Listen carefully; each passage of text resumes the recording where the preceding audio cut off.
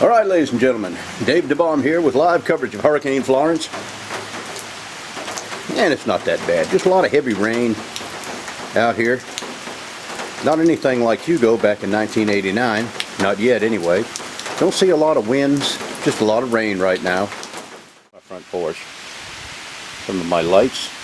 Some of our lights are burnt out. It's my walkway. Going down to the driveway, and then the driveway extends to the left about 100 feet to the main road. So we are off the road fairly enough to where we have our privacy, woods all the way around. I rather like it.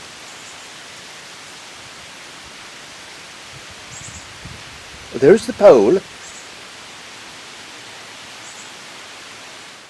There's a little bit of a wind here. Not anything like Hugo was, though, back in 1989. Okay, we'll see what happens later on today and tomorrow.